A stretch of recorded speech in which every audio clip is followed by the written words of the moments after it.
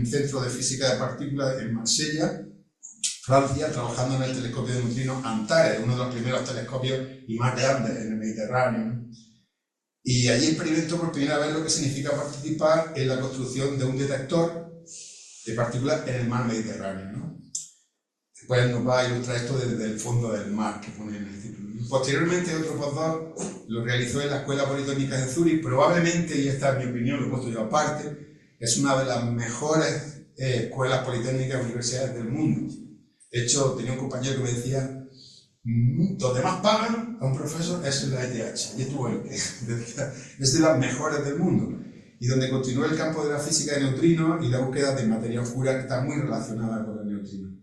En 2001 nació el programa Ramón y Cajal en España, por esas fechas, y él fue uno de los primeros, creo que la primera jornada en la que se le incorporó como investigador, que se capturaba desde fuera a los investigadores brillantes con el programa Ramón y Cajal, y fue seleccionado y se vino aquí a la Universidad de Granada, donde empezó en el año 2002 en el Departamento de Física Teórica y del Cosmos, ¿no? Y donde todavía sigue, ¿no? Entonces, desde 2002 está en la UGR y siempre ha compatibilizado las tareas de docencia e investigación y también la gestión de la universidad, porque yo creo que es una cosa que, sobre todo algunos físicos y muchos matemáticos, hay gente en principio, y algunos filósofos también piensan que eso de mojarse las manos con la gestión, eso es una cosa que eso para los que no vale, ¿no? Y esto es una demostración de todo lo contrario, de que realmente las personas que tienen mucho valor en la ciencia y en la docencia son también las mejores para gestionar. Y ahora yo sé que está en el vicedoctorado de investigación, ¿no? Y lleva la dirección científica, la dirección de los proyectos científicos de la universidad, ¿no? Esa es la parte de su trayectoria. Ha estado muy ligado al análisis de datos últimamente de los telescopios Antares y el telescopio KM-NET, que nos va a explicar hoy por qué exactamente ese telescopio, ¿no? Y ya te digo que yo creo que es uno de los puntales que tenemos en Granada, y yo creo que a él no le gusta que lo diga, pero lo voy a decir. Creo que es muy importante. Tiene también mucha relación con la parte de alta energía que se hace en el CSIC, en el Instituto de Astrofísica, y estamos muy orgullosos de eso, de tener esta relación, ¿no?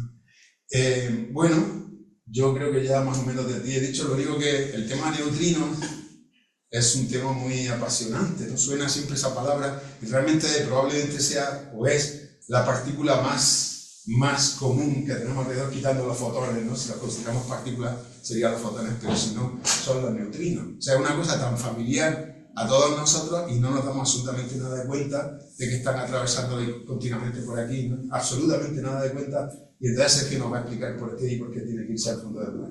Muchas gracias, Sergio, por estar aquí. Muchas gracias a ti. Gracias. Muchísimas gracias a todos vosotros por haber venido, por estar aquí y por acompañarme hoy en esta charla. La verdad es que es una suerte para mí el estar aquí. Nunca había estado en el Ateneo y la verdad es que te agradezco mucho la invitación y el esfuerzo que hacéis por venir. Entonces, yo lo que quiero es que en el rato que estemos aquí aprendáis algo y sobre todo que os vayáis de aquí con la sensación de que habéis pasado un rato agradable. O sea que no va a ser una charla muy divulgativa, muy a nivel básico para que todo el mundo pueda entender lo que hacemos, ¿no? El objetivo es que entendáis qué hacemos los físicos de astropartículas o un grupo de investigadores de física de astropartículas en la Universidad de Granada. Este es el objetivo. Quizás el motivo por el cual esté yo aquí es porque hace un año, es casi exactamente un año, publicamos un artículo en la revista Nature, que fue portada de la revista Nature.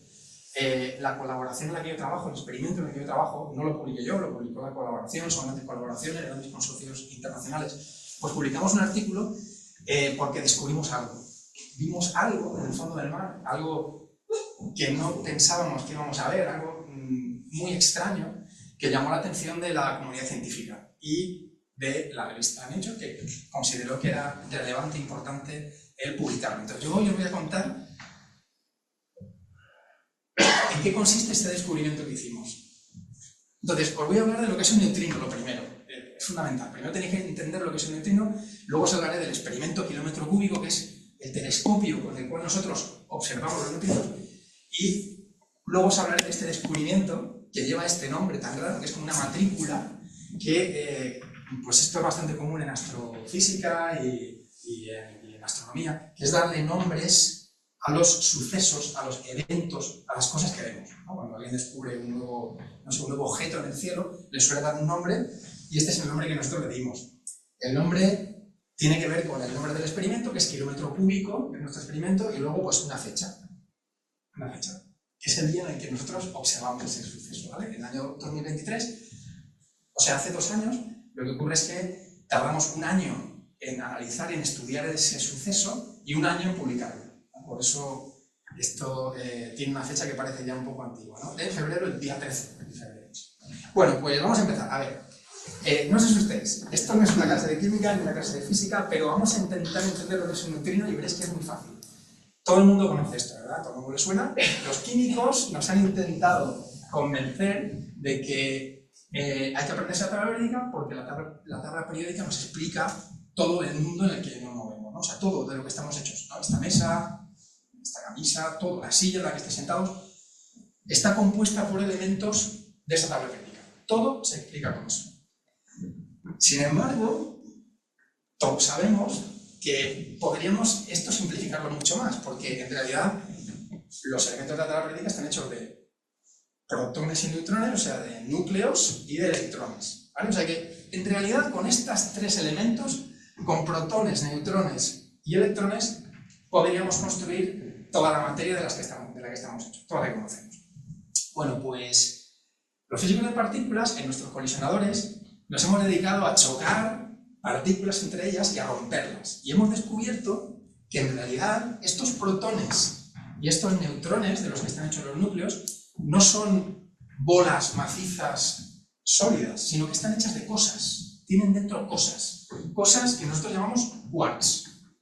Son pequeñas bolitas. O sea, 3 bolitas, 3 quarks, forman un protón o un neutrón, ¿vale? O sea que en realidad ni siquiera tendríamos que hablar de protones, neutrones y electrones, podríamos hablar de quarks, porque con los quarks formamos esto, y electrones. Nos bastaría con eso. Bueno, pues, ¿qué ocurre? Que la imagen que tenemos ahora mismo de estos protones y de los neutrones sería algo parecido a esto. Sería algo parecido a 3 bolas que interaccionan entre ellas, que se hablan entre ellas y que se mantienen unidas, ¿vale? Y esas 3 bolas, esos 3 quarks, confinados, formarían los protones y los neutrones, ¿vale? Bueno, de modo que ya tenemos nuestro recetario, nuestra tabla periódica de los elementos para los físicos de partículas se reduce a esto: 2 quarks, UD, que lo llamamos UD, y un electrón, ¿vale? Bueno, estos de aquí se llaman quarks y el electrón nosotros lo llamamos leptón. Leptón, no confundir con los leptones, ¿vale? Por favor, ni tampoco con estos leptones que tienen una cara de estar muy contentos, pero no tiene nada que ver con esto, ¿eh? Los leptones son otra cosa. Son, como os he dicho, el electrón. Hemos descubierto que no solamente existen los quarks, estos 2 quarks de aquí y este electrón. Después de muchos años de investigación hemos descubierto que en realidad hay 6 quarks y 3 leptones, ¿no? Haciendo nuestros experimentos hemos descubierto que en realidad tenemos otras piezas dentro de lo que es este puzzle con el que construimos la materia. Pero en realidad para formar protones y neutrones con esto no bastaría. Pero bueno, esta sería la imagen. Bueno, esta sería como nuestra tabla periódica. Pero claro, aquí realmente vemos que hay algo que no nos gusta mucho. A los físicos nos gusta mucho la simetría. Todas las simetrías, todo lo intentamos explicar con simetrías, porque las simetrías llevan asociadas leyes de conservación y eso nos gusta. Entonces, aquí hay algo que no es muy simétrico. Nos falta, ¿no? Hay como 6 aquí y 3 aquí. Esto no está bien. No está bien. Bueno, pues efectivamente no está bien. Porque hemos descubierto que además de estos 3 leptones, hay otros 3 más, que son los neutrinos. ¿Vale? Entonces, por un poco hacer un compendio de lo que hemos aprendido. Lo que hemos aprendido es que tenemos 6 quarks, que son los que formarían protones y neutrones, y 6 leptones. Dentro de los leptones Conocemos uno muy bien, que es el electrón, a todo el mundo le suena. Hay otros, como el muón o el tau, que bueno, no nos tienen por qué interesar ahora. Y luego tenemos los neutrinos, que son como los hermanos del electrón, del muón y del tau, ¿vale? Son como familias. Entonces, ya tenemos aquí, digamos, localizados a los neutrinos, ¿vale? Entonces, ya sabemos que los neutrinos son partículas elementales, hermanos, de alguna manera, pues, por ejemplo, del electrón, y que forman la materia. Eso es, ya está. Y sabemos que están ahí, porque los observamos y los vemos en nuestros experimentos. Bueno, hasta aquí bien, ¿no? Vale. Bueno, nos falta... Estos serían, digamos, los ladrillos con los que construimos la materia. ¿Vale? O sea, yo para construir la materia, para construir esta mesa, necesito de nuevo núcleos, protones, neutrones, y para construir los neutrones y los protones necesito quarks. Pero necesito algo, además de los ladrillos, para hacer una casa, necesito algo que mantenga los ladrillos unidos. O sea, necesito un cemento, algo que los una. Bueno, pues para unirlos tenemos una serie de partículas que son como ese cemento que hace que se mantengan las partículas unidas. Y de entre ellas, tenemos aquí estas cuatro, de entre ellas hay una que os suena mucho, que es el fotón. El fotón es la luz. Este fotón es el responsable de que las partículas que tienen carga se hablen entre ellas, ¿vale? Si no existiese el fotón, no se hablarían entre ellas. O si no hubiese carga, no existiría el fotón. O sea, necesitamos los ladrillos para construir la casa de la materia y necesitamos el cemento para que esa materia sea consistente, ¿vale?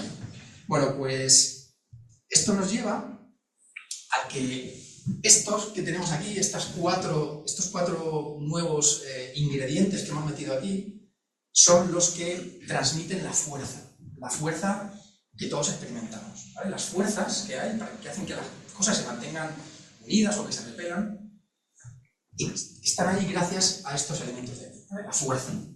Bueno, fuerzas. A ver, a todos nos suena la fuerza gravitatoria, que es la que hace que estemos pegados al suelo. A todos nos suena la fuerza electromagnética, por ejemplo. También conocemos la fuerza nuclear, nos suena porque, bueno, es la fuerza que mantiene unidos los núcleos. Fijaos, en los núcleos tenemos protones que son positivos, se repelen. ¿Por qué no se repelen? ¿Por qué los núcleos permanecen juntos? Porque hay otra fuerza, que es la fuerza nuclear, que hace que esos elementos estén ahí compactos y unidos. Si no, no habría materia, no estaríamos ahora mismo hablando, ¿vale? Y luego tenemos una cuarta fuerza, la fuerza débil, que esta a lo mejor nos suena menos, pero esta es la que nos interesa a nosotros, porque es la que tiene que ver con los neutrinos. Acordaos de que estamos intentando entender el contexto en el cual definimos los neutrinos y cómo los observamos en la vida. Bueno, la fuerza débil. ¿Por qué se llama débil? Pues porque es muy débil. Es muy pequeña comparada con el resto. Fijaos. Olvidémonos de la fuerza gravitatoria, porque la fuerza gravitatoria únicamente es importante cuando hay masa, ¿vale? Ya sabemos. Yo, por ejemplo, estoy atrayendo a Pepe con la misma fuerza con la que Pepe me atrae a mí, pero ninguno de los dos nos movemos. ¿Por qué? Pues porque nuestras masas son muy pequeñas, bueno, comparadas con la constante de gravitación. Entonces, no nos enteramos de que hay una fuerza gravitatoria, pero hay. Olvidémonos, las partículas elementales tienen tan poca masa que podemos olvidar aquí. Tenemos la fuerza electromagnética, si le damos valor 1, vamos a poner 1 de referencia, la electromagnética.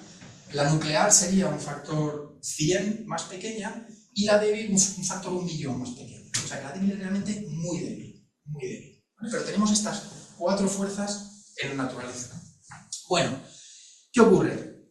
Pues ocurre que los neutrinos no tienen casi masa, o sea que no nos olvidamos de esto.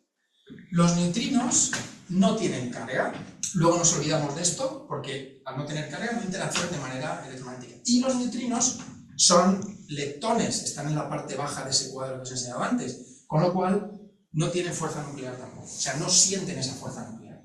Lo único que sienten los neutrinos es la fuerza débil. Es decir, imaginaos que yo soy un neutrino y entro en la materia. Yo solo puedo hablar, o sea, interaccionar con la materia a través de esta fuerza, la fuerza débil. De ninguna otra manera. Yo entro en la materia, veo cosas que pasan, electrones, protones, neutrones, átomos, pero no les hago ni caso porque no me hablo con ellos. ¿Entendéis? No hablo su idioma, no hablo el idioma electromagnético nuclear, solo el idioma débil. Con lo cual es muy fácil que yo entre en materia y no hable con nadie, no interaccione y pase, y atraviese. Esa es una de las grandes propiedades de los neutrinos. Los neutrinos, al solo interaccionar de esa manera tan pequeña, imaginaos que tenemos un neutrino que entra en materia, como solamente interacciona débil, muy poquito, es capaz de atravesar planetas y no se entera de nada. Es capaz de atravesar la Tierra, es capaz de atravesar... Tendríamos que poner un bloque de plomo, para parar un neutrino, un bloque de plomo de una anchura de 1 año luz. O sea, un fotón viajando durante 1 año a la velocidad de la luz, todo eso lo llenamos de plomo, y eso es lo que me hace falta para parar un neutrino. Imaginaos, ¿no? ¿Por qué? De nuevo, porque solamente interacciona débil, no se entera de nada, entra por allí y no ve nada. Y eso es una propiedad muy característica de los neutrinos, lo que los hace muy difíciles de detectar, porque muy pocos interaccionan. Fijaos, solo 1 de cada 10 a la 20 neutrinos que vienen del Sol emite muchos neutrinos, solo 1 de cada 10 a la 20 interacciona con vuestro cuerpo. Solo 1 de cada 10 a la 20. Bueno, esta es una de las grandes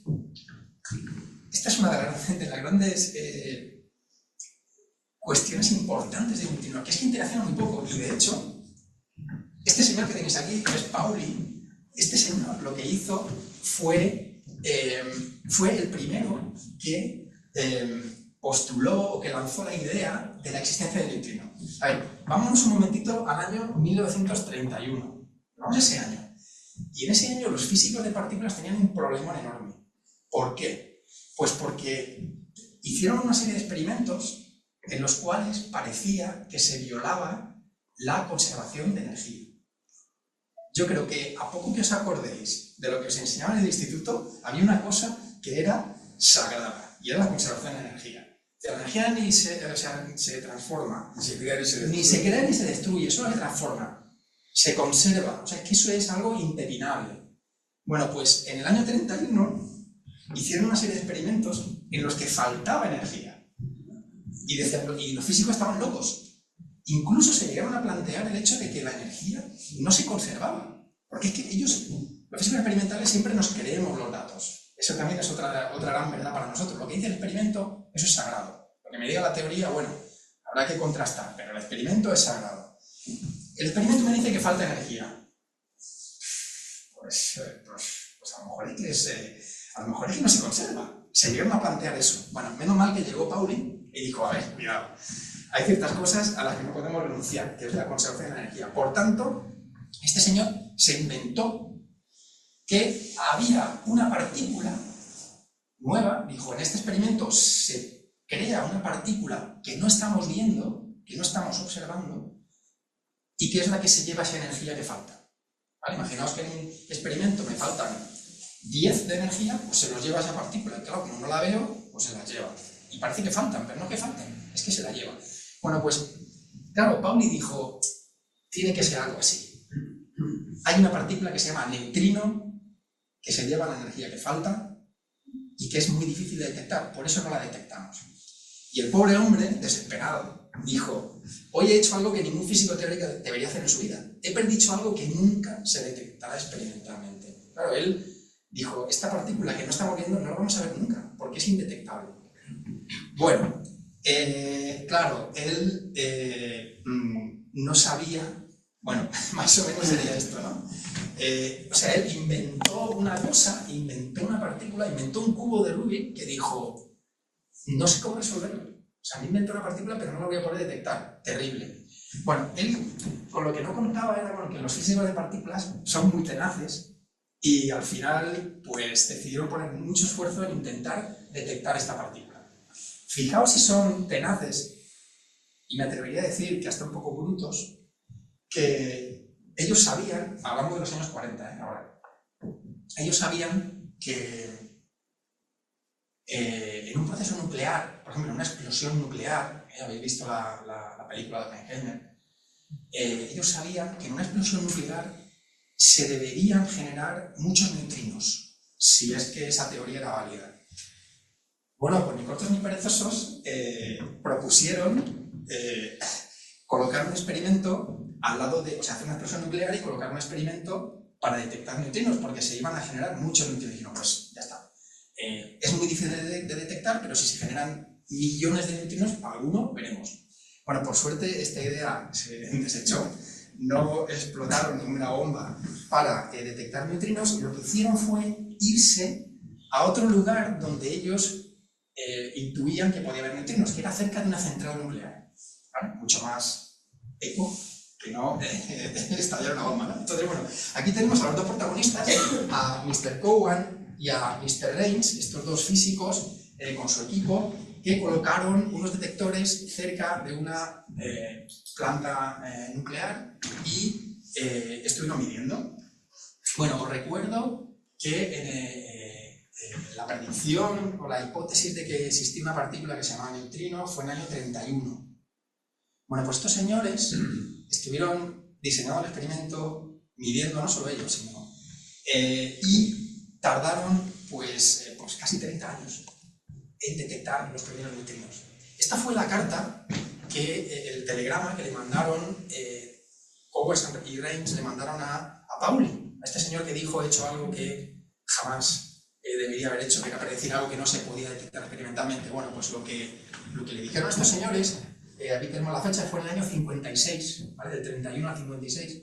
Lo que le dijeron era que estaban muy contentos de informarle de que, de una manera, vamos, segura, habían detectado neutrinos de fragmentos de fisión observando, bueno, un proceso concreto que ellos buscaban, ¿vale? Increíble. Le mandan un telegrama, le dicen que lo han visto, imaginaos cómo se debió sentir Pauli, y lo que le contestó Pauli fue, bueno, lo he traducido aquí, está en el mensaje original ahí, le dijo: gracias por el mensaje, todo llega a quien sabe esperar. Bueno, a mí me parece esto precioso, porque además se conservan todos estos mensajes manuscritos entre unos y otros. Fue una época, fueron 25 años de búsqueda de una partícula que al final se sabía que estaba ahí, se persiguió y al final se encontró, ¿no? Se detectaron los primeros neutrinos. Claro, ahora esto nos parece un poco ciencia ficción, porque hoy en día lo tenemos tan claro, hemos visto tantos neutrinos y los tenemos tan estudiados que bueno, yo espero que ya todo el mundo tenga un poco el concepto de lo que es el neutrino, de cómo lo encasillamos dentro de las partículas elementales que tenemos del mapa, que fue muy duro el detectar el primer neutrino, pero ahora os voy a enseñar que realmente vivimos rodeados de neutrinos. Como ha dicho Pepe, es la segunda partícula más abundante en el universo con masa, o sea, la primera con masa, pero la segunda más abundante. La primera son los fotones, la segunda los neutrinos. Pero partículas con masa, la más abundante es el neutrino. Y os voy a enseñar dónde hay neutrinos en la Tierra, para que veáis. Bueno, esto es un mapa de neutrinos de la Tierra, ¿vale?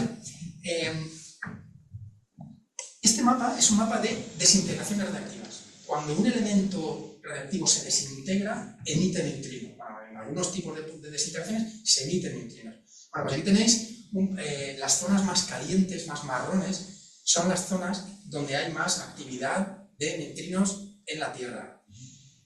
Bueno, esto podría, de alguna manera, indicarnos dónde está la ciencia, dónde está el dinero, dónde están los reactores nucleares, ¿vale? Porque es aquí donde haya reactores nucleares, porque en el hemisferio sur, poca cosa, y en el hemisferio norte, pues ya lo vemos dónde están, ¿vale? Bueno, neutrinos hay por todas partes. Neutrinos hay de desintegraciones radiactivas, y esto digamos que elementos radiactivos hay por todas partes. O sea, en la construcción de nuestros edificios, en todas partes, incluso en vuestro cuerpo. Ahora mismo vosotros, cada uno de vosotros, estáis emitiendo unos 4.000 neutrinos por segundo, vuestro cuerpo.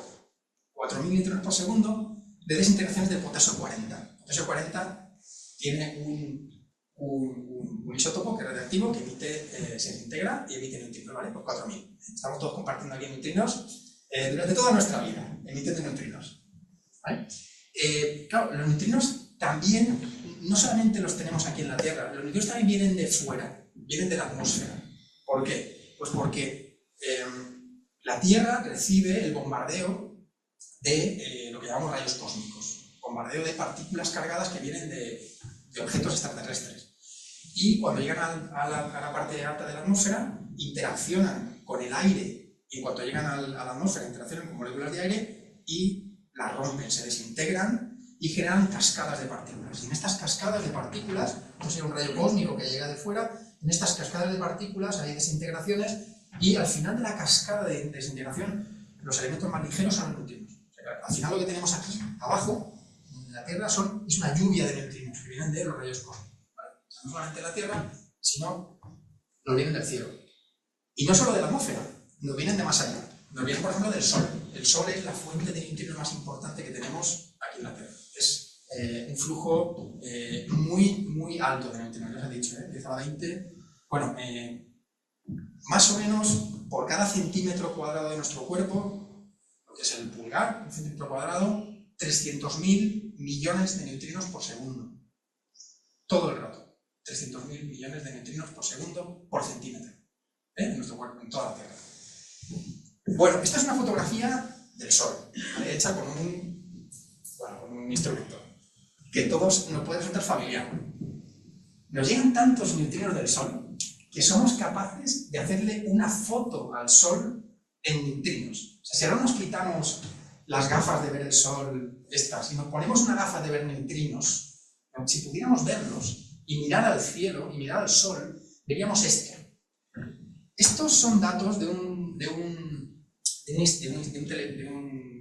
detector que se llama Super Kamiokande, que está en Japón, y que después de tomar datos durante más de 20 años, ellos han medido el flujo de neutrinos que les llega del Sol. Ellos dicen, vamos a mirar y vamos a ver cuántos me llegan de la zona que está en torno al Sol. Y aquí tenéis pues que la mayoría le llegan de este punto, que de hecho coincide justo con la posición del Sol. Es decir, esto es una fotografía de todos los neutrinos que me llegan del Sol, ¿vale? Si yo en vez de ver luz viese neutrinos, vería esto. Vemos el Sol en neutrinos. Pero nos podemos ir más allá, más lejos. No podemos ir más lejos del Sol, podemos salir del sistema solar.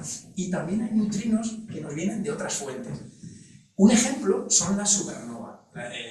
En el año 85, en el año 87, hubo una explosión de una supernova, es la última que hemos tenido, que hemos podido observar, y lo que se observó es que de lo que había a lo que había después de la explosión, durante unos pocos segundos, hubo un pico de datos. Esto es como las gráficas de la bolsa, pero con datos de neutrinos, algo normal. De pronto hubo un pico de neutrinos y se acabó. Es como si hubiese habido una ola de neutrinos de la explosión. ¿Vale? Explotó la supernova, viene una ola y nos llega a la Tierra y detectamos eso. O sea que nos vienen neutrinos de fuera del sistema solar y del cosmos. Bueno, no os voy a poner muchos gráficos de estos porque son un poco aburridos, pero sí que es importante para que entendamos un poco el contexto. Entonces, telescopios de neutrinos. Bueno, primero vamos a hacer un poco una recapitulación de lo que hemos venido hablando. Bueno, hay 3 tipos de neutrinos, hemos visto, como 3 familias, casi no tienen masa, son muy abundantes, son leptones, son neutros estables, solo interaccionan débilmente. Este sería, digamos, la fotografía, el carnet de identidad de los neutrinos. Estas son sus propiedades. Y esto lo más digamos, característico es que solo interaccionan débilmente, son muy difíciles de observar. Bueno,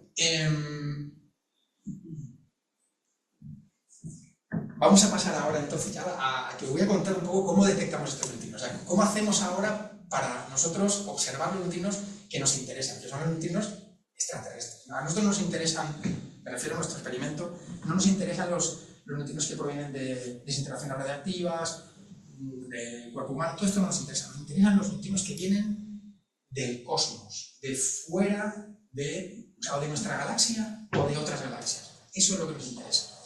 Entonces, imaginaos que estamos aquí en la Tierra, nosotros estamos por aquí, en algún sitio, colocamos un detector, y yo quiero observar algo, un objeto que hay por ahí lejano. ¿Vale? Bueno, claro, yo no puedo irme allí con una nave y ponen a mirar allí qué está pasando, a ver qué procesos hay o qué... Eso no lo puedo hacer. Lo que tengo que hacer es quedarme aquí, como hacen los astrónomos, los astrofísicos, y con mis telescopios miro lo que me llega de esos objetos, la luz que me llega, o las ondas de radio que me llegan, o los rayos gamma que me llegan. Lo que me llega yo lo observo y lo fotografío, ¿vale? Lo analizo. Bueno, resulta que, claro, yo puedo utilizar diferentes mensajeros para observar esos objetos. Y por mensajero me refiero, por ejemplo, a la luz. Puedo utilizar la luz y decir, a ver qué luz me llega, ¿vale? Puedo utilizar, por ejemplo, los rayos cósmicos, o sea, cosas cargadas, protones cargados, protones. ¿Qué problema tienen estos mensajeros? Pues que, como son protones, van a interaccionar y se van a absorber en la materia. Además, como hay campos magnéticos, pues se van a desviar y no voy a saber bien su dirección. Puedo utilizar los rayos gamma, que son también muy potentes, una herramienta muy potente para observar. Pero también tienen ciertos inconvenientes, porque también los rayos gamma, la luz, pues también se absorbe en la materia. Entonces, digamos que no son ideales en ese sentido. Pero puedo utilizar los neutrinos, porque hemos dicho que los neutrinos no interaccionan, ni se curvan, no tienen carga, por lo cual son mensajeros ideales. Si me llega un neutrino, yo sé que viene exactamente del sitio del que apunta y que viene con toda la información, porque no ha interaccionado con nada. O sea que, en este sentido, lo que os estoy vendiendo es que los neutrinos son mensajeros ideales, porque me traen la información tal cual venía de cuando fueron generados aquí. Entonces, yo estudiando los neutrinos en la Tierra, puedo entender lo que pasa aquí. Y me llegan con esa información. Bueno, ¿de qué objetos estamos hablando? O sea, cuando yo digo miramos al cielo, quiero estudiar un objeto y ver qué pasa ahí, ¿de qué cosas estamos hablando? Bueno, pues estamos hablando de cosas como esta. Esto es una animación, ¿eh? Estamos hablando de objetos como este. De objetos que hay y que tienen, por ejemplo, un núcleo, un agujero negro supermasivo, un núcleo que está absorbiendo materia y que se está produciendo fenómenos muy violentos ahí dentro y que expulsa chorros de partículas, entre ellas partículas cargadas o neutrinos, ¿vale? Y ese chorro de partículas, al final, pues nos va a llegar a la Tierra, nos va a llegar porque ese objeto que teníamos aquí está emitiendo esos chorros de partículas, fotones o neutrinos, y nos va a ir llegando a la Tierra, ¿vale? Entonces, en el caso de los telescopios como el nuestro, nosotros pues nos vamos a situar en lugares en los que podamos observar estos neutrinos, ¿vale? Voy con ello ahora. Entonces, imagen de un telescopio que todos tenemos en la mente. La imagen que todos tenemos en la mente de un telescopio es algo parecido a esto. Este es lo reconocido, Sierra Nevada, un lugar súper bonito, imagino, para trabajar, súper tranquilo, súper agradable.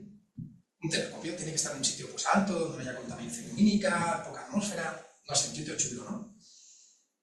Pues os voy a enseñar una foto de nuestro detector, de nuestro telescopio, para que veáis nosotros dónde trabajamos. Ahí. Nosotros vamos a colocar nuestro telescopio en el fondo del mar y además a 3,5 kilómetros bajo la superficie del mar, o sea, 3.500 metros. Ahí lo vamos a poner. Con lo cual, no vamos a ver nada de luz. Vamos a ver neutrinos, pero no vamos a ver nada de nada. Esta sería la mejor foto que os puedo enseñar de nuestro telescopio, ¿vale? Bueno, claro, resulta que nosotros hemos dicho que es muy difícil detectar neutrinos, porque no interaccionan casi. Entonces, ¿qué es lo que necesitamos? Pues nos pasa un poco como cuando uno dice voy a jugar a la lotería. O sea, ¿qué probabilidad hay de que si yo compro un décimo me toque la lotería? Pues muy poca. O sea, lo normal es que no me toque. Pero ¿y si compro 10 décimos? Bueno, ¿y si compro 1000? ¿Y si compro 1.000.000 de décimos? Bueno, pues eso es lo que hacemos nosotros. Nosotros sabemos que detectar un neutrino es muy complicado, muy difícil. Lo que hacemos es construir detectores muy grandes, porque así la red con la que cogemos los neutrinos es muy grande, y esperar mucho tiempo. Entonces, si construimos un detector muy grande, que tenga un ojo muy grande para poder ver neutrinos en mucho volumen, y esperamos mucho tiempo, al final nos toca la lotería y acumulamos estadística, ¿vale? Esa es un poco la clave. Bueno, este señor que tenéis aquí se llama Markov, es un ruso, era un ruso, que en los años 60, este señor fue el primero que dio la idea, era un poco visionario, ¿no? Él dijo, a ver, ¿qué necesitáis, chicos? Pues mucho volumen. Hablamos de volumen, unos volúmenes del orden de kilómetros cúbicos. Imaginaos un volumen de 1 kilómetro por 1 kilómetro y por 1 kilómetro. Ese volumen es más o menos lo que necesitamos para observar neutrinos, ¿no? Este señor dijo, ¿dónde hay un volumen de 1 kilómetro cúbico en un sitio donde podamos construir un detector y ver neutrinos? Él propuso que se hiciese usando un volumen natural, algo que ya estuviese hecho en la naturaleza. No podemos construir una estructura de 1 kilómetro por 1 kilómetro por 1 kilómetro. Él dijo, vamos a utilizar medios naturales, algo que ya esté en la naturaleza. Y propuso colocar detectores en el fondo de los lagos, hay mucho volumen de agua, en el fondo del mar, del océano, o en las profundidades del hielo, de la Antártida, por ejemplo, ¿no?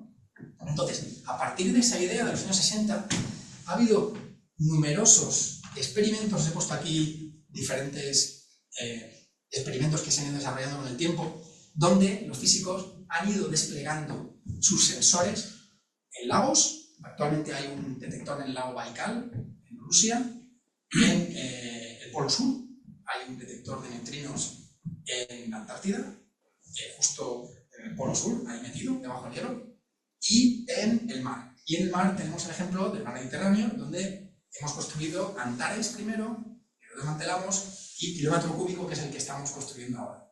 O sea que hemos explotado esta idea. ¿Por qué? Pues fijaos, lo que os enseño aquí sería lo que hace un neutrino cuando está en el fondo del mar. En un medio como el fondo del mar o en el hielo. Bueno, cuando el neutrino entra, si tenemos la suerte de que un neutrino entre en el mar y haga una interacción, o sea, que choque con algo, lo que se genera es una partícula cargada que va dejando un rastro, va emitiendo luz. Es un poco como el rastro que dejan los aviones en el cielo por condensación. Pues esto es otro fenómeno totalmente distinto, no tiene nada que ver, pero es un fenómeno de emisión de luz. Es también parecido a la emisión de luz, de la emisión de sonido, cuando un avión va más rápido que el sonido, que emite una onda de choque que tiene una forma como cónica. Bueno, pues estas partículas que se generan tienen tanta energía que van más rápido que la velocidad de la luz. Son ultralumínicas y entonces emiten luz. Entonces, si tú estás imaginaos que estés en el fondo del mar, a 3 kilómetros bajo el mar, todo oscuro, y de pronto veis una raya azul de luz que cruza, y tú has puesto una red de sensores de luz, que son todos estos puntitos que estáis viendo ahí, una red kilométrica de sensores de luz, y ves eso, solo puede ser un neutrino. ¿Vale? Entonces, por resumirlo, lo que hacemos es que colocamos una red de sensores ópticos en el fondo del mar, en un lugar muy oscuro, muy blindado por la tierra y blindado por el agua, para no tener ruido de otras partículas, y cuando observamos procesos en los que hay una emisión de luz con una forma como esta, que es una forma, especie de raya, pues eso lo identificamos como neutrino. Es así como lo hacemos. Bueno, ¿qué hemos hecho? ¿O qué estamos haciendo? Estamos ahora mismo, bueno, llevamos varios años ya con un telescopio que está en fase de construcción. O sea, estamos tirando al fondo del mar un montón de dinero. Ah, no, perdón, está grabando, ¿no? Estamos tirando al fondo del mar un montón de sensores, un montón de instrumentos que son capaces de ver luz en el fondo del mar. Y los estamos lanzando en dos sitios. Uno, aquí, o sea, está cerca de Marsella, en esta zona, a unos 40 kilómetros de la costa francesa, y en este punto de aquí, que está a 100 kilómetros de Capo Passero, que es un puerto que hay en Sicilia. Entonces, en estos dos sitios estamos desplegando este telescopio. Es un telescopio que estamos, como digo, sumergimos sensores de luz, sumergimos cada vez más, y en ese proceso estamos. Entonces, llevamos ya varios años con muchos sensores puestos y ya tomando datos y observando ya los primeros neutrinos. Entonces, fijaos en una cosa curiosa, y es que, no sé si se observa bien, pero aquí hay como una línea de costa, y aquí se ve como que hay una caída grande de la pendiente, ¿vale? O sea que la profundidad que tenemos aquí, en este caso, en el caso de Orca es el nombre de este detector, es de unos 2,5 kilómetros en esa zona. Y aquí pasa algo parecido. Tenemos aquí esta zona que de pronto cae mucho y tenemos aquí 3.500 metros, ¿vale? Se pone ahí precisamente porque cuanto más profundo esté, mejor. Bueno, ¿cómo son estos sensores? Os he hablado mucho de los sensores de luz. ¿Cómo son? Bueno, pues este sería el corazón, digamos, del detector. Esta esfera que veis aquí tiene este tamaño, más o menos. Un tamaño de medio metro, 60 centímetros de diámetro. Es una bola, una esfera que tiene, un montón de sensores. En realidad, esta esfera está compuesta por 31 fotomultiplicadores que llamamos, que son estos ojos que veis aquí. De modo que yo tengo esta esfera, la meto en el fondo del mar y se pone a observar. Cada uno de estos 31 ojos está mirando hacia todas partes, ¿vale? Y estamos esperando a ver si algún neutrino cruza. Entonces, vamos a coger una esfera de estas. La construimos, que son los ojos. Ahora vamos a construir 18 esferas y las vamos a poner en una línea, 18 esferas. Las ponemos en una línea vertical. Le ponemos debajo un ancla y una boya arriba y lo tiramos al mar. De modo que tenemos un ancla en la parte de abajo a 3.500 metros, un cable con las 18 bolas y una boya que lo mantiene vertical. ¿Vale? Os lo voy a enseñar porque veo cara de que no os habéis enterado. A ver. Bien, tenemos las 18 bolas, ¿vale? En una línea. Tenemos aquí las 18 esferas con los sensores de luz. Ahí están los sensores. Este es el fondo marino y esto es el agua. Tenemos el ancla aquí con todos sus conectores para alimentar, para leer las señales. Tenemos la boya, para que esto esté bien tieso, bien vertical, ¿vale? Y con esto ya podríamos empezar a observar neutrinos. Pero claro, resulta que le pedimos más dinero al ministerio, le pedimos más dinero a Europa y nos da más dinerito para comprar más sensores. ¿Y qué hacemos? Pues, bueno, no os he dicho, esta línea mide 700 metros. Ya habíamos hablado de que el volumen que queríamos era más o menos 1 kilómetro por 1 kilómetro por 1 kilómetro. Bueno, pues esta línea mide unos 700 metros de largo. Haceos una idea, ¿eh?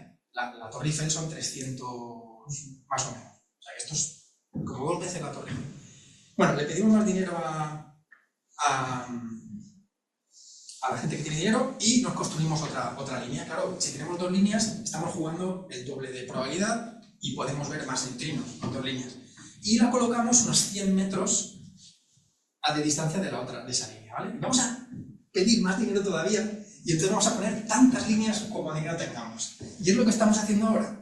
Ahora mismo tenemos en uno de los sitios tenemos 51 líneas de estas y en el otro tenemos 33. Estamos lanzando líneas poco a poco, porque cuanto más grande sea esta red, mejor.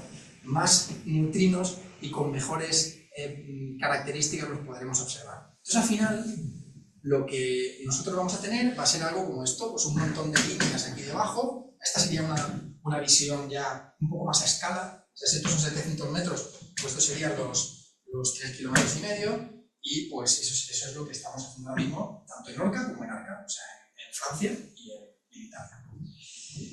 Bueno, esto es una pequeña animación para que veáis un poco cómo sería. Vamos a ver, este sería el detector de Orca, el primero que os he dicho, el de Francia, que es más compacto, las bolas están más cerquita, y este sería el detector, cuando esté completo, en Arca, en Italia, donde las bolas están un poco más separadas. Y lo que vemos nosotros, lo que vemos son cosas que cruzan el detector emitiendo luz. Y como veis, nos interesa sobre todo las cosas que vienen de abajo, las cosas que vienen del suelo, que son neutrinos que han cruzado la Tierra.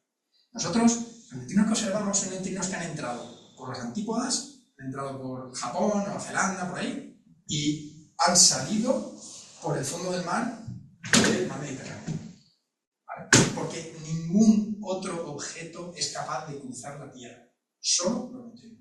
Cualquier cosa que cruce, que suba del suelo y que cruce el detector, solo puede ser un neutrino. Nada más. No hay otra partícula capaz de cruzar la Tierra. Por eso nos fijamos en cosas que suban. Todo lo que baja no nos interesa, es ruido, digamos, para nosotros. ¿Vale? Bueno, pues os voy a enseñar algunas fotitos para que veáis que esto es una realidad, que no son solo dibujos y animaciones. Bueno, esto que tenéis aquí es una de esas líneas, de estas líneas que hemos dicho que tienen 18 bolas. Nosotros no las llevamos al mar, o sea, no llevamos una línea de 700 metros al mar, porque no sería muy práctico. Lo que hacemos es que estas 18 bolas las vamos a enrollar dentro de una gran bola, que es esta de aquí. No sé si se aprecia, pero esto es uno de los sensores, este es otro. Ahí están los 18 colocados y todos en su sitio. ¿Vale? Entonces, cogemos esta bola, esta gran bola, y la tiramos al mar. ¿Vale? Os voy a enseñar cómo lo hacemos. Porque, bueno, lo primero es que, claro, la bola hay que integrar las bolas dentro de la bola grande. Y bueno, es un proceso que tiene su aquel, porque como te equivoques colocando una bola donde no es, pues luego ya no se va a desplegar bien, ¿vale? Ni los cables ni todo esto. Pero bueno, esto sería un poco el proceso que se sigue. Luego, ¿qué hacemos? Bueno, pues se llevan al mar, se llevan a los barcos varias de estas bolas y se hace lo que se llama una salida al mar, cuando las condiciones son buenas, porque tiene que ser un mar muy calma, y se monta la bola en su ancla y se despliega, se baja.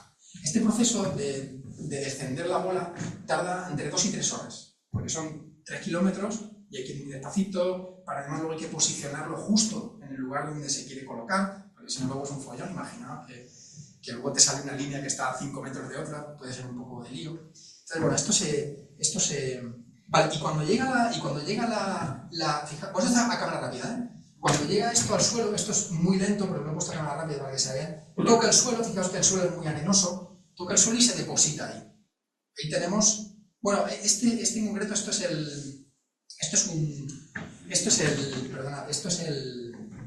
donde hacemos todas las conexiones de la electrónica, ¿vale? Pero es muy, digamos, muy delicado ese proceso.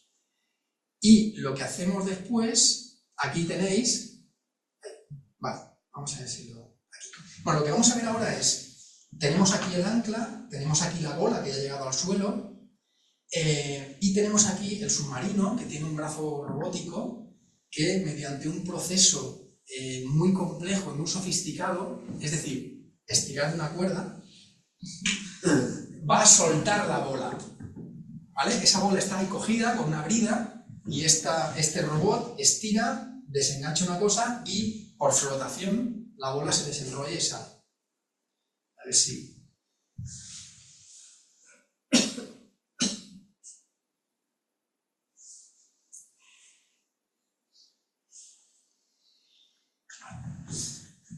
Pues aquí tenemos el... Desenrolla y la bola, digamos, la bola grande sube y va desenrollando de manera automática. Ahí tenéis un poco la profundidad, en este caso son 3.458 metros, y eso se desenrolla y se queda vertical. Y una vez eso está desplegado, pues podemos ir con el submarino y ver cómo quedan las bolas. Así va que esta sería una bola, cómo ha quedado ya vertical, esto ya es en el... Y al final de todo, pues tenemos la boya. Entonces ese sería el proceso. ¿Vale? Esta boya, por ejemplo, está a 2.780 metros, porque es la parte de arriba de lo que es la línea.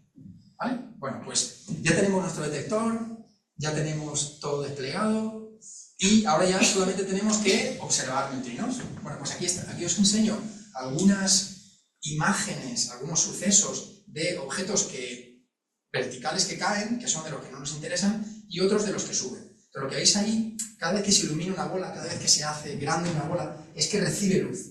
¿Vale? Digamos que el neutrino subiría, bueno, la partícula que genera sube, emite luz, y todos estos sensores han visto esa luz, y por eso cantan, ¿vale? Se ponen grandes porque están viendo luz. Cuanta más luz ven, más grandes se ponen. Y así reconstruimos nuestros sucesos. Bueno, ocurre que, claro, allí en el fondo del mar, Dices, estamos a 3 kilómetros, todo oscuro, no hay nada. Pues es curioso, pero no estamos solos allá abajo. Allá abajo hay cosas, hay muchas cosas. Hay mucha vida, hay muchos bichos.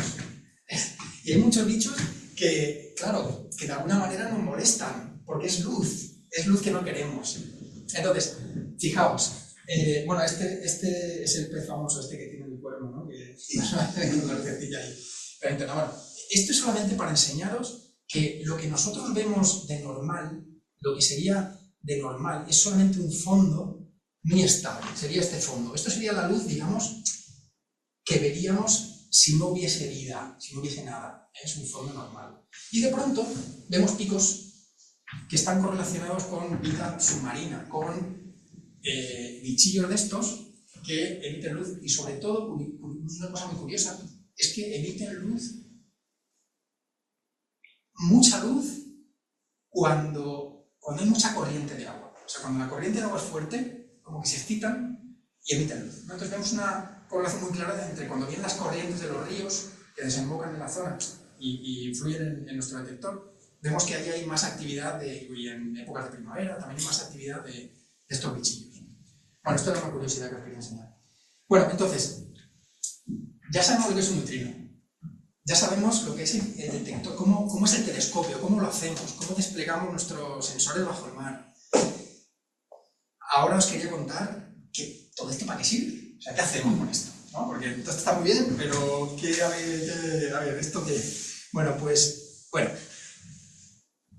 A ver, si cualquiera de vosotros ve esto, pues dirá, bueno, es una foto del cielo y además pues puedo a lo mejor identificar que es Orión. ¿Y por qué no sabemos esto? Pues porque, claro, es relativamente fácil, o desde chiquillo, pues miramos al cielo, vemos los objetos porque tenemos un detector en nuestro ojo que es sensible a la luz de esta longitud de onda. Entonces estamos muy familiarizados con eso.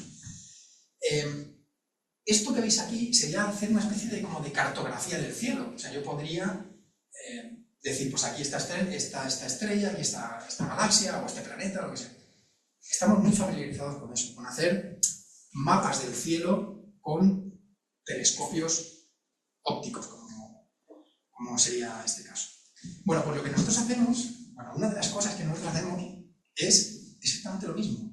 O sea, hacer un mapa del cielo, del universo, pero en neutrinos. O sea, no los objetos que emiten luz, sino los que emiten neutrinos.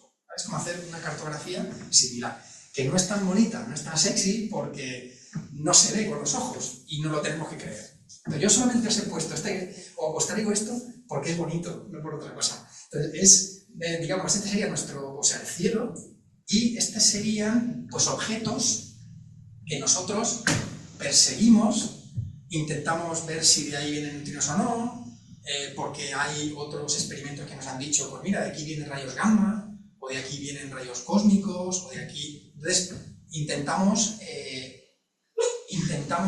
mirar en las direcciones en las que nos han dicho que puede haber cosas, o intentamos hacer un barrido de todo el cielo, intentando ver si hay puntos calientes, zonas donde a lo mejor puede haber un exceso de señal respecto a lo que es el fondo. Y ahí diríamos, pues aquí hemos visto, ahí hay una fuente de neutrinos, ahí hay un objeto que emite neutrinos, ¿vale? O sea que, digamos, como cuestión básica, lo que hacemos es mirar al cielo y hacer astrofísica o hacer astropartículas, que es identificar fuentes de neutrinos. Esa sería una de las partes que hacemos. Hacemos más cosas, pero no os voy a contar más cosas sobre lo que hacemos. Entonces, ¿qué pasa? Que todo esto, digamos, es un poco lo previsto, ¿no? O sea, vale, vamos a mirar al cielo, vamos a mirar a ver si hay neutrinos. ¿Qué nos pasó hace un par de años? Pues que vimos algo que no esperábamos, algo un poco raro. Y yo os lo voy a enseñar, ¿vale? Entonces, os voy a enseñar y tenéis que estar muy atentos, ¿eh? Porque, bueno, esto que veis aquí es nuestro detector, ¿vale? La configuración que tenía en ese momento. Esta sería una vista desde el lado. Ya hemos visto que son todas las líneas, con todos los sensores. Este sería el suelo, este sería el mar, y esta sería una vista desde arriba, ¿vale? Yo me pongo en el barco, miro, y lo que veo son las líneas hacia abajo. Este sería el suelo. Bueno, lo que veis aquí, estas lucecitas pequeñas, o sea, cada una de estas bolas, pues ya os he dicho que emiten pequeñas, o sea, detectan pequeñas señales siempre, porque hay siempre una especie de ruido de fondo, y de manera aleatoria se ven estos ruiditos, ¿no? Entonces, ya hemos aprendido que yo lo que espero de un neutrino es algo que venga no de arriba, pero que cruce, una luz que cruce. Bueno, por lo que vimos fue esto.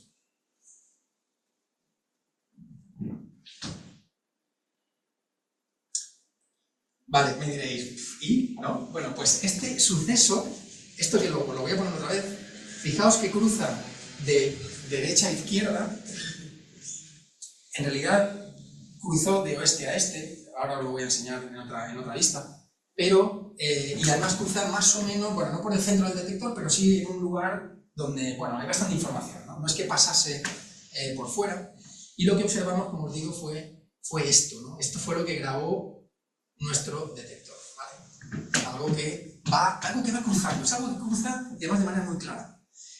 Entonces, un poco para que entendáis, este telescopio está tomando datos constantemente. O sea, no es que haga fotografías, no, él está todo el tiempo tomando datos. Y nosotros después analizamos los datos, ¿vale? Vamos viendo que de pronto hay un montón de señal, y vamos intentando reconstruir esa señal. Y este suceso, que en principio pues, parecía normal, pues no lo era. Y os voy a contar por qué. Os voy a poner otra vista de lo que sería. Ahora nos podemos montar en el suceso, y lo que vamos a hacer es que vamos a entrar en el detector y vamos a ir dejando nuestro cono. Acordaos que es un cono de luz que va iluminando, a medida que va pasando, va iluminando estos sensores. Las bolitas que veis que salen son los 31 fotosensores que van observando señal, ¿vale? O sea que esto es lo que habríamos visto si nos hubiésemos podido montar en ese neutrino. Bueno, ¿por qué este suceso? Lo llamo suceso porque es algo que ocurre. Es como una fotografía, pero como veis es dinámico. ¿Por qué esto nos llamó la atención? ¿Por qué es especial? Bueno, pues es especial porque resulta que es el neutrino de mayor energía nunca visto. O sea, tiene una energía muchísimo mayor que la que tenía el neutrino de más energía que se había visto, y está en una zona, en una región en la que no se esperaba que hubiese neutrinos de esta energía. Entonces, esto es un poco técnico, pero es importante que entendáis el por qué esto fue relevante, ¿no? El por qué, como digo, pues ha llamado la atención de la comunidad científica. Bueno, esto es como si yo pudiese estudiar los dinosaurios, y yo me cojo el más grande que hay, que es este, y digo, bueno, pues ya está, pues hemos encontrado fósiles, hemos encontrado muchos fósiles, sabemos que este tipo de dinosaurio pues existió, sabemos cuáles son sus medidas, y de pronto alguien descubre en un sitio un dinosaurio. Este es el dinosaurio que os acabo de poner, ¿eh? Y este soy yo que está ahí. Alguien descubre un dinosaurio de este tamaño. Esto está hecho más o menos a escala digamos, el peso que tiene ese dinosaurio con lo que tendría nuestro suceso comparado con el dinosaurio más grande que se haya visto hasta ahora, ¿vale? Sería algo así. Y claro, uno dice, pues complicado, ¿no?, de entender que algo así hubiese podido existir. Pues lo mismo nos pasa a nosotros, ¿no? Hay hipótesis que pueden explicar este neutrino de dónde viene o qué naturaleza tiene, pero todavía andamos en ello, ¿no? Y con una sola foto va a ser muy complicado el dar una respuesta, digamos, cerrada, ¿no? Pero dejadme que os cuente, antes de acabar, dejadme que os cuente alguna curiosidad sobre este suceso, para que os hagáis una idea, un poco por bajar un poco a la tierra y no irnos mucho por la parte demasiado técnica, ¿no? Bueno, este neutrino, fijaos, este es el mapa de Sicilia, la punta de Italia.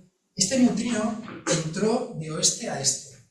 Nosotros hemos reconstruido su dirección. Vosotros mismos, mirando el suceso que os he enseñado, incluso con vuestros ojos ya podríais decirme de dónde venía. O sea, la dirección es la inclinación que tiene, o sea que no, pero es que depende fácil.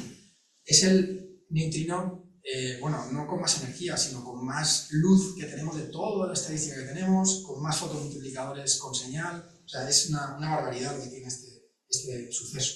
Pero este neutrino, sabemos que entró, vino de por ahí fuera, no sabemos de dónde, ahora os comentaré, vino de por ahí, de muy lejos, entró en la atmósfera, cruzó parte del agua, o sea, entró por el agua, entró por la tierra, o sea, atravesó este trozo de tierra, salió por la parte del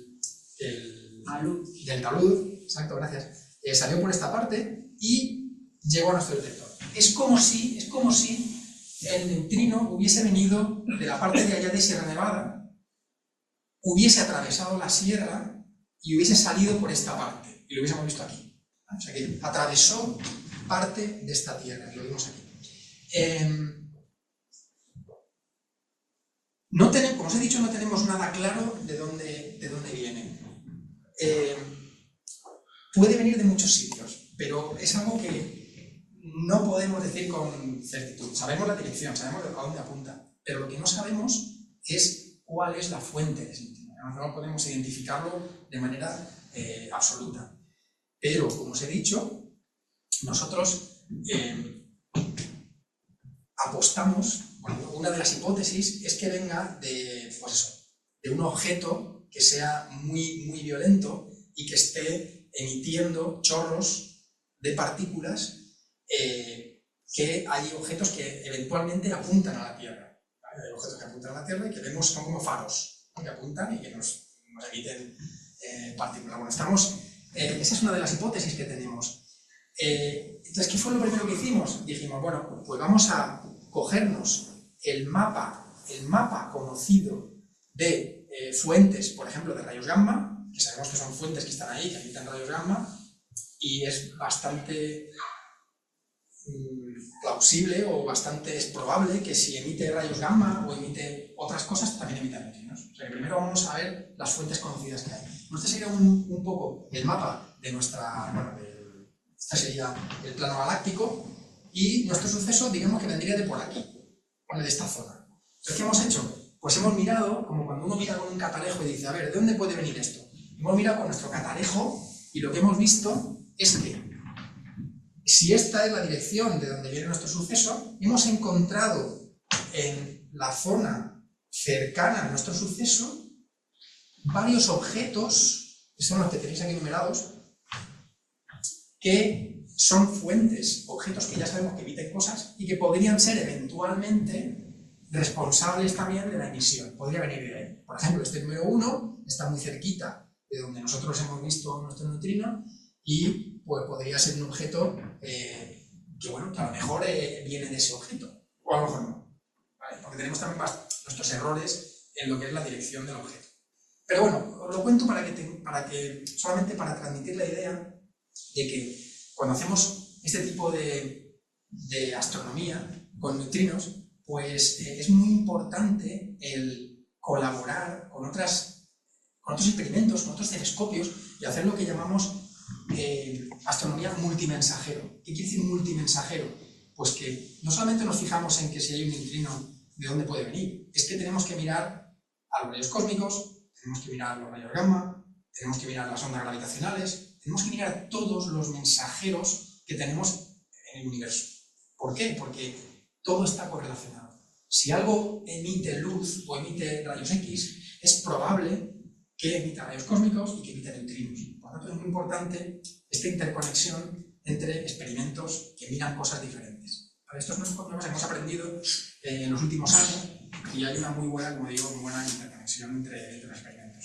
Entonces, lo importante, como digo, es que es la energía de este suceso, que está en una región donde no hay nada, tiene 30 veces más energía que el neutrino más energético que se había detectado, y lo bueno de esto es que, claro, esto, digamos, ha sido una excusa para, por ejemplo, venir aquí, ¿no? Y contaros todo esto. Yo me quedo con eso, porque la verdad es que el otro está bien, pero lo bueno es, pues eso, el poder un poco el haber podido contar estas cosas, ¿no?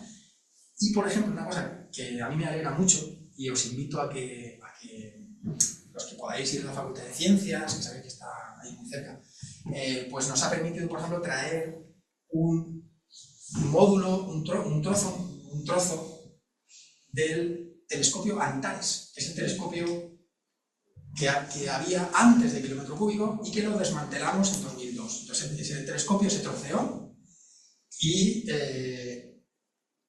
no hay mejor final para un telescopio que un museo o que una exhibición. Entonces, bueno, yo conseguí traerme uno de los módulos que está en la Facultad de Ciencias, en el hall, podéis pasar por allí, para que veáis, en el telescopio que teníamos antes, el Antares, que era la versión de los 2000, fijaos que solamente hay un sensor. Esto es solamente un sensor de luz muy grande, y ahora tenemos 31, que es como tener más ojos, ¿no? Pero básicamente aquí tenemos 3 bolas por cada piso, ahora tenemos una, pero con muchos ojos. Es un poco distinto, pero la idea sigue siendo la misma, ¿vale? Entonces esto es algo que podéis, que si pasáis por el hall, lo podéis visitar. Y yo solamente tenía ahora un par de mensajes, ya para cerrar. El mensaje primero es súper importante en ciencia. Mucha paciencia, no hay que tener prisa. Mucha paciencia, fijaos, del año 30-31 al año 56, desde que se predice una partícula hasta que se descubre. Mucha paciencia, que hoy en día parece que falta un poco, ¿no? Y yo también creo que es muy importante ser valientes. Valientes en el sentido de no quedarse con lo que hay, sino intentar siempre ir un paso más allá. Lanzar ideas un poco osadas, como hizo Marco. Da igual que tú digas, vamos a meter sensores de luz a 2000 metros bajo el hielo o bajo el mar, porque al final se hace, ¿vale? El primer experimento que se hizo fue en el año 90, fijaos, 30 años, desde que uno lanzó la idea hasta que unos locos dicen, venga, vamos a tirar aquí unos sensores de luz en el océano a ver qué pasa, ¿vale? O sea, valentía y paciencia. Y, por supuesto, si esto se cumple, como él dijo, pues todo llega a quien sabe esperar. Así que nada, yo ya no tengo nada más que escuchar las preguntas que podáis hacer y os dejo aquí una foto de los años finales de los 90, que es un poco también un ejemplo, ¿no? de paciencia y de saber esperar. Todos nos hacemos mayores, pero al final... Y nada más, esto es lo que yo os quería contar. Bueno.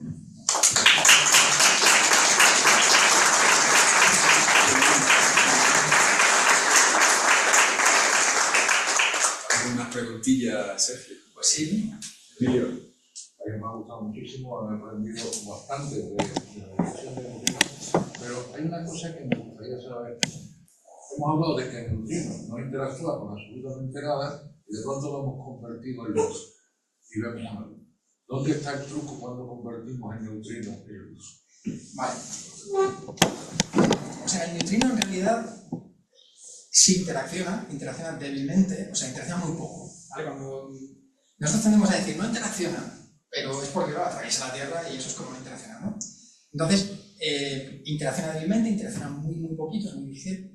¿Qué es lo que ocurre? Lo que ocurre, esa parte la he obviado para no ser muy técnicos, pero lo que ocurre es que el neutrino va a entrar en la Tierra, va a atravesar la Tierra y eventualmente va a interaccionar de manera débil con el agua, o sea, con una molécula de agua. Esos son los que a nosotros nos interesan. O los que interaccionan antes de llegar al agua, en la roca, pero antes de llegar al agua, ¿vale? Hablamos de que tenemos el detector aquí y nos vienen de abajo. O sea, los que interaccionan un poquito antes de llegar al agua o los que interaccionan en el agua, ya cerca del detector. Este neutrino interacciona. ¿Qué pasa cuando el neutrino interacciona? Pues que se generan nuevas partículas. Interacciona, tiene unos procesos. El más sencillo para hacerlo fácil es uno en el que se crea un muón. O sea, que el neutrino llega, interacciona con el agua, desaparece el neutrino y de ahí sale un muón. Que si os acordáis, era el segundo de los leptones. Electrones, muones, taus. Se genera un muón. Este muón es una partícula cargada. O sea, este muón ya es cargado, tiene su masa, ya es una partícula ya un poco más digna, ¿no? Este muón tiene tanta energía que va más rápido que la luz en el agua. es ultralumínico en el agua. Y entonces se produce un efecto, es el efecto Cherenkov, del que no os he hablado para no ser tampoco muy técnico, pero este muón, que va más rápido que la luz en el agua, emite luz por efecto Cherenkov, que, como digo, es parecido a cuando un avión cruza la barrera del sonido y emite por un estampido sónico,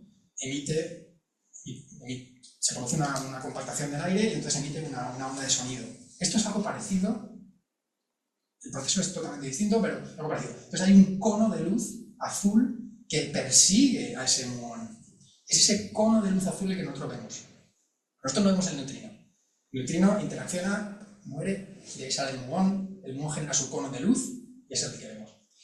Si alguna vez veis algún documental sobre plantas, sobre reactores nucleares, en las piscinas de los reactores nucleares se suele ver luz azul. La piscina de los reactores está combustible, suele emitir luz azul. ¿Por qué?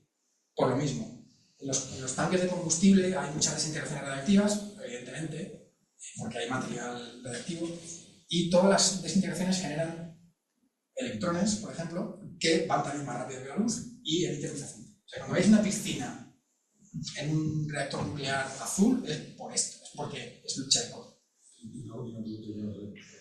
¿La dirección de un muón es la misma de la luz? Sí, no es exactamente la misma porque hay una interacción, pero la energía es tal que es como si tenemos un camión que va a 400 km/h, choca contra un... Lo que sale es hacia adelante, ¿vale? Sale hacia adelante. Entonces, no es exactamente la misma, hay un pequeño, es cierto que hay una pequeña, puede haber una pequeña desviación, pero esencialmente, y eso entra dentro de lo que es el error que tenemos, claro, nosotros reconstruimos la dirección del muón y a partir de ahí ya de dónde venía el neutrino viene en la misma dirección, pero no exactamente no, pero es cierto. Despacito para que yo me... Sí.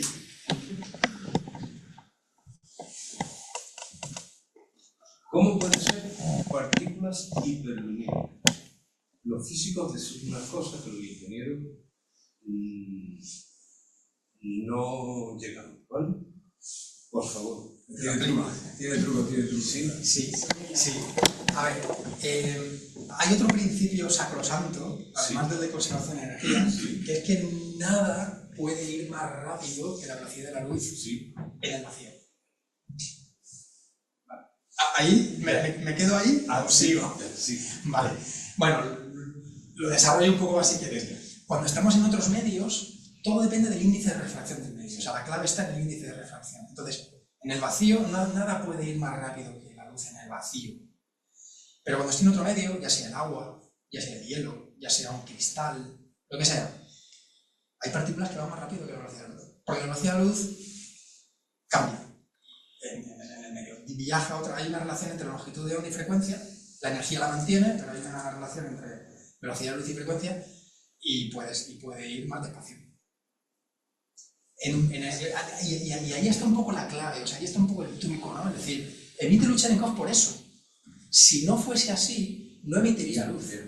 De hecho, dependiendo del material en el cual tú estés trabajando, hielo, agua, un gas, un gel, dependiendo del material en que tú trabajes, la cantidad de luz Cherenkov, pero sobre todo el ángulo al que se emite la luz, cambia.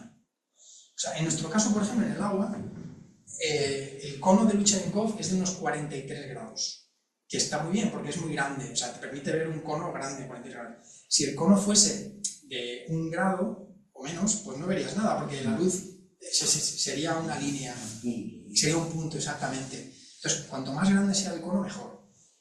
En los aceleradores, en los colisionadores, donde se construyen detectores de otro tipo, como en el CERN, siempre hay algún detector Cherenkov incrustado en lo que son los detectores y estos normalmente tienen, ya te digo, tienen o algún tipo de gel, porque tienen un índice de refracción muy grande, o algún tipo de gas.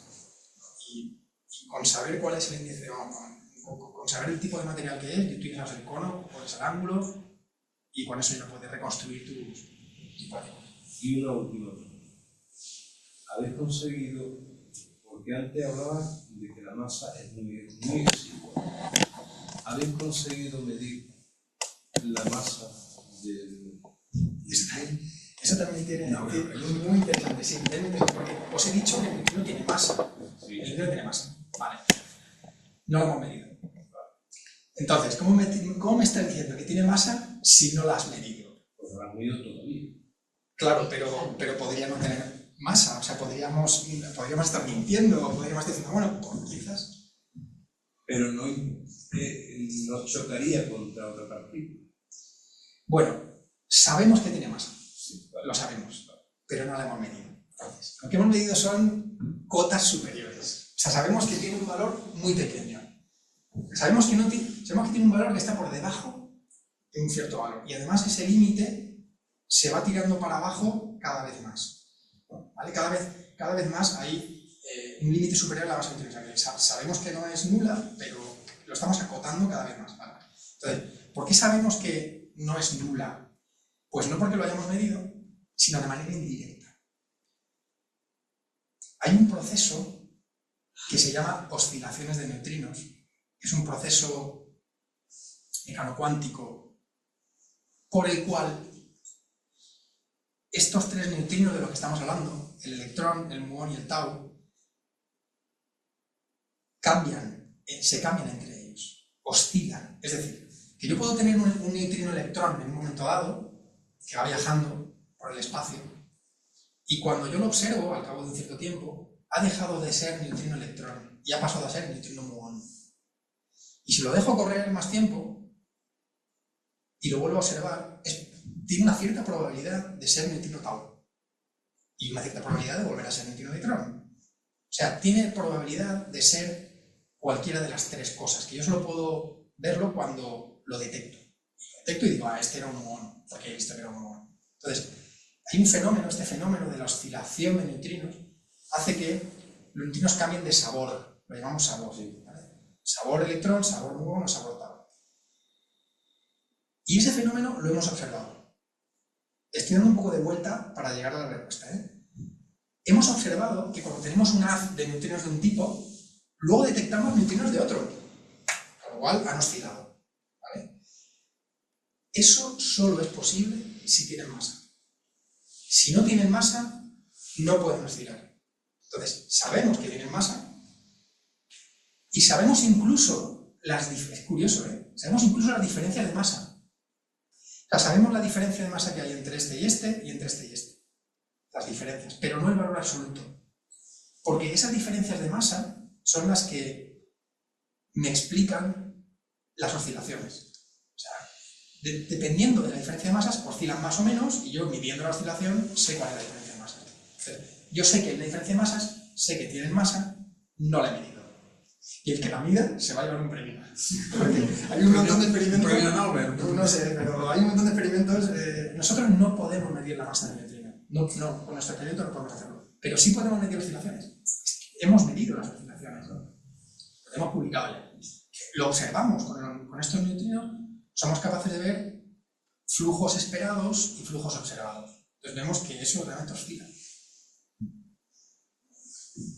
Sí, bueno, lo primero, disculpa mi ignorancia, la pregunta que hice, pero para mí es desconocida, ¿no? ¿Para qué sirven estos descubrimientos así? Lo de las partículas, por ejemplo, pues sabemos, o Sí. creo que es para generar electricidad. Pero todo esto, por ejemplo, el conocer los neutrinos, Ya. ¿para qué puede servir? Pues esa es una de las preguntas más complicadas que me puedes hacer, porque hay que tirar mucho de argumentario. A ver, no me voy a enrollar mucho, pero te voy a dar la respuesta rápida, ¿vale? La respuesta rápida, que es que esto es de alguna manera ciencia básica. ¿Ciencia básica qué significa? Que no es una ciencia aplicada, no es una ciencia que yo vaya a usar para curar un cáncer o encontrar una vacuna contra algo, no. Esto es de pilar. Nosotros intentamos entender un poco cómo funcionan ciertas cosas, ciertos procesos, cómo funciona la naturaleza, de qué está hecha, cómo se habla de las partículas.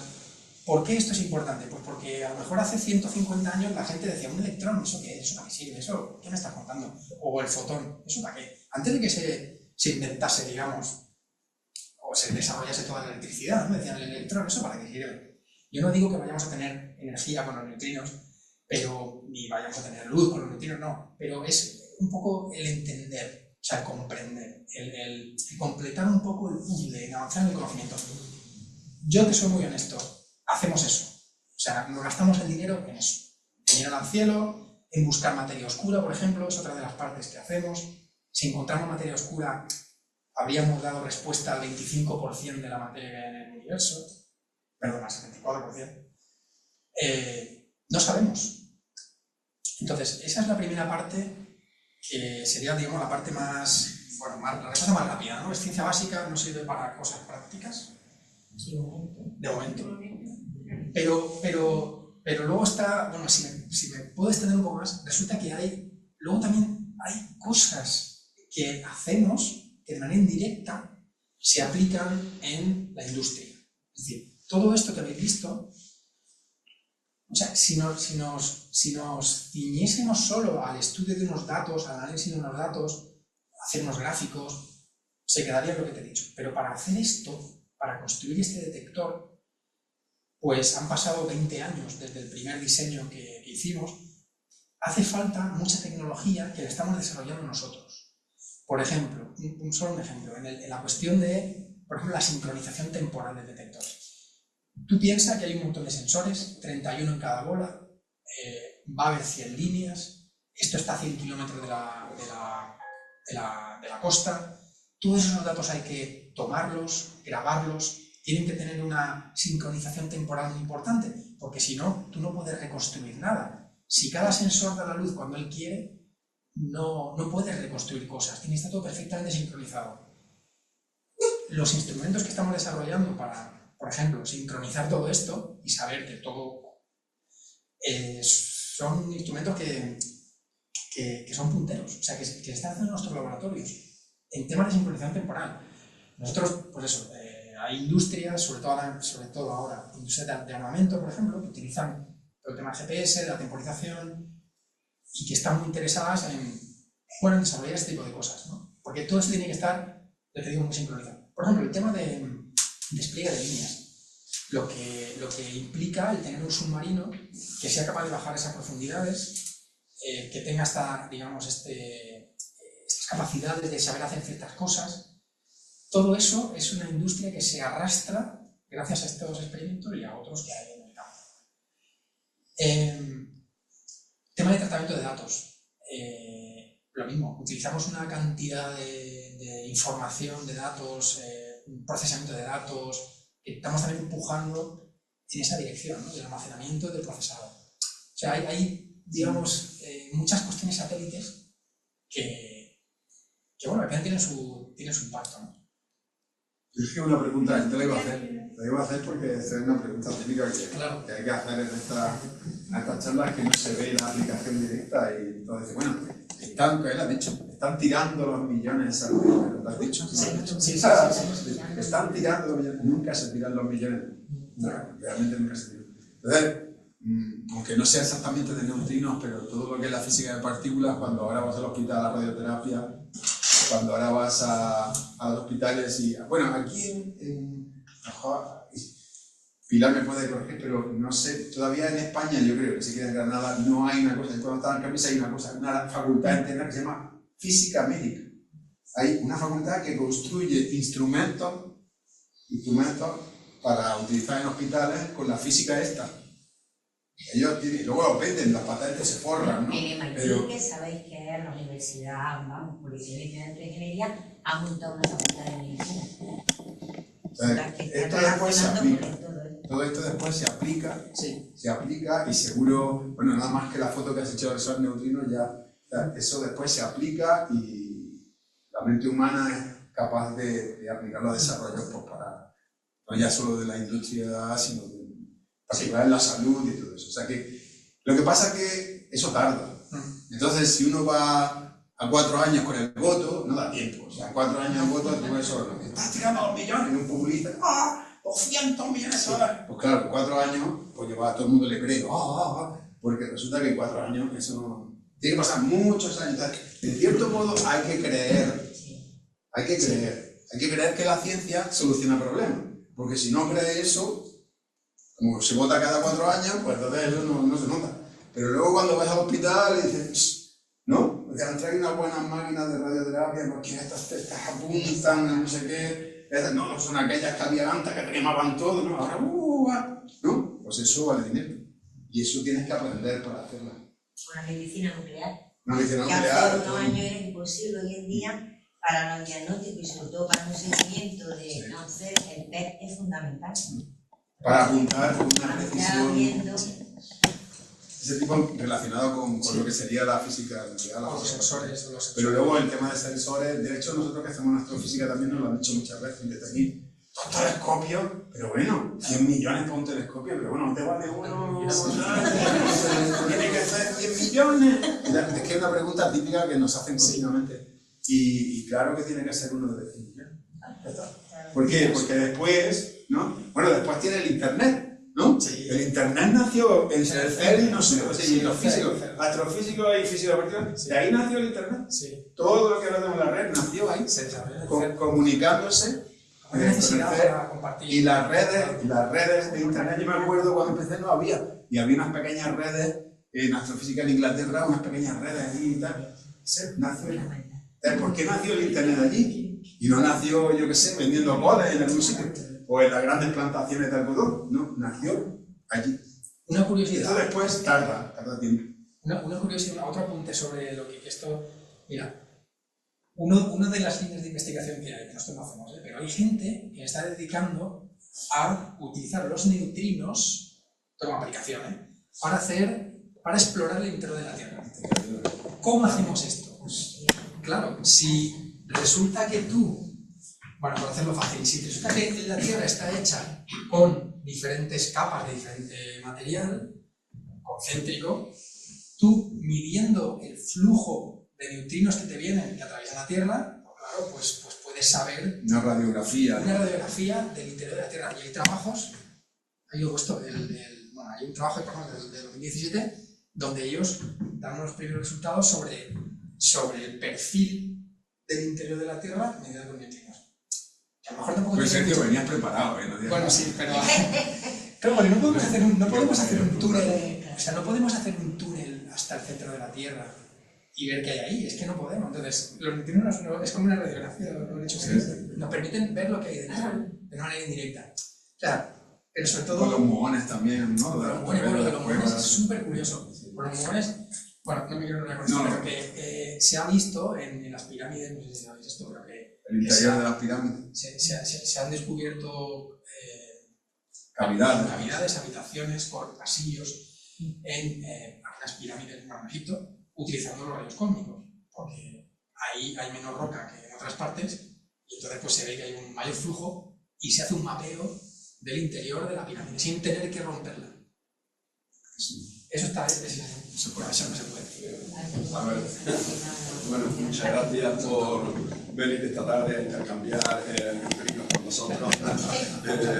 Sí, volviendo un poco a la charla, te quería preguntar. Bueno, dicen que tenéis dos proyectos, uno el Orca, otro el Arca, que lo habéis detectado con el Arca es mucho más grande. Dicen que habéis echado 30 y tantas líneas de momento, aunque la reconstrucción en el modelo 3D solo he visto 20 y tantas. 21. 21, eso, he visto 21. Porque fue en el 23. Ah, vale. Tenéis 30 y tantas, pero supongo que queréis tener 100, 10 por 10, 100, sí. Que es el kilómetro... 110, vamos a ver. Y el kilómetro cúbico, ¿habéis hecho algún estudio de expectativa? Quiero decir que la ganancia normalmente en estos casos se va aplanando según una curva logarítmica, es decir, que con poco detectas más o menos mucho y luego tienes que ir metiendo mucho más de inversión para detectar un poco más cada vez. ¿Tenéis algún estudio de expectativa de esto o sea, expectativa teórica? Es un compromiso, bueno, es el kilómetro cúbico. Ese es el objetivo para Arca, que es el grande, o sea, un kilómetro cúbico. Es un objetivo, no es que el kilómetro cúbico justo te permita medir lo que quieres. Es un tamaño, un compromiso entre tener suficiente estadística esperada y financiación. O sea, no tenemos dinero para más, no vamos a tener dinero para más. Entonces es un compromiso entre eso, te tienes que marcar un objetivo. O sea, que el kilómetro lo marca la expectativa de financiación. Sí, digamos, ese sería el mínimo sería el kilómetro cúbico para tener una estadística. Pues supongo que debéis tener una resolución para detectar el azimut y la inclinación.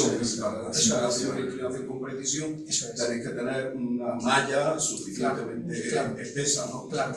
Y de hecho, bueno, ya con 3 líneas ya puedes reconstruir con una muy buena precisión, porque con 3 líneas, depende de por dónde pase el muón, ¿no? No es lo mismo que pase. Porque incluso si pasa por fuera lo vemos, porque es un cono de luz. Entonces, incluso si tenemos el detector aquí y pasa cerca, si pasa a 100 metros lo vemos, porque la luz tiene una longitud de absorción de unos 60 metros, o sea, lo vemos. Pero claro, si pasa por el centro se reconstruye con muy buena precisión incluso, porque hay muchos ojos mirando, ¿no? No hace falta no hacen falta muchos puntos para reconstruir una dirección. Pero claro, con 21 líneas o con 100 líneas, pues mucho mejor. Es un compromiso entre el dinero que pensamos que podemos conseguir y lo mínimo que necesitas, porque para menos, para eso no te embarcas. O sea, si te dice, vamos a poner 10 líneas, no, para eso no se hace. Entonces el objetivo era ese, y bueno, poco a poco se va consiguiendo. Claudio, Sí. el gordo que había encontrado, ¿qué sabor tiene? El gordo. Vale. ¿Entra dentro de los sabores? ¿O Sí. lo habéis podido medir el sabor? Vale, lo que sabemos es que no es un electrón, no es un neutrino electrón. Eso es lo que sabemos seguro. ¿Por qué? Porque el neutrino electrón interacciona corriente cargada y da un electrón. El neutrino electrón da un electrón. ¿Vale? Entonces, ese electrón cuando interacciona genera una cascada. Lo que vas a ver es una cascada, un montón de partículas, por eso un electrón. Una cascada. Y no lo vemos. Lo que vemos es una línea muy clara. Es un cono de luz generado por una línea. Y eso solo lo puede crear el muón o el tau.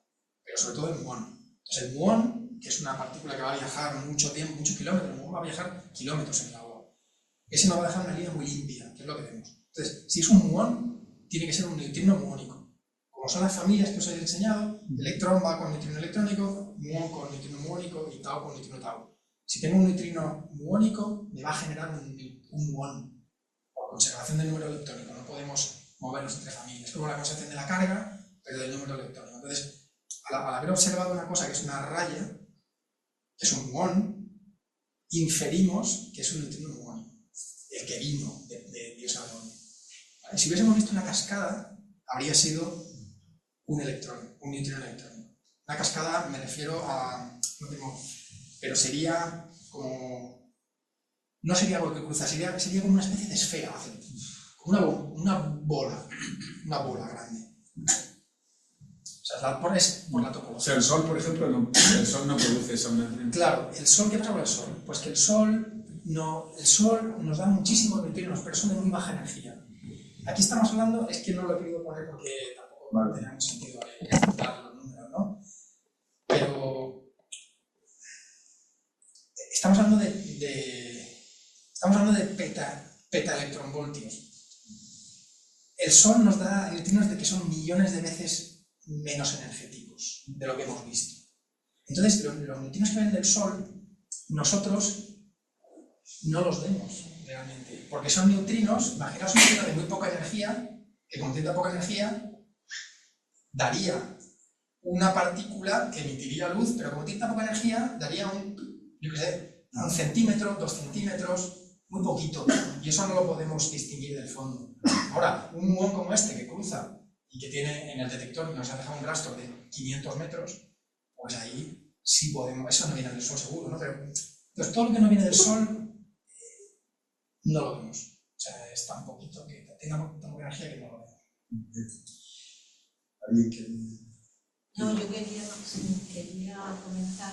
Bueno, primero agradecer al Ateneo este ciclo porque me parece muy importante la divulgación científica, porque no sé, para futuras aplicaciones y tal, saber por dónde va el tema, ¿no? agradecer al Ateneo este ciclo y agradecer, por supuesto, al ponente porque lo ha hecho de una forma muy accesible y muy didáctica. Enhorabuena. Muchas gracias.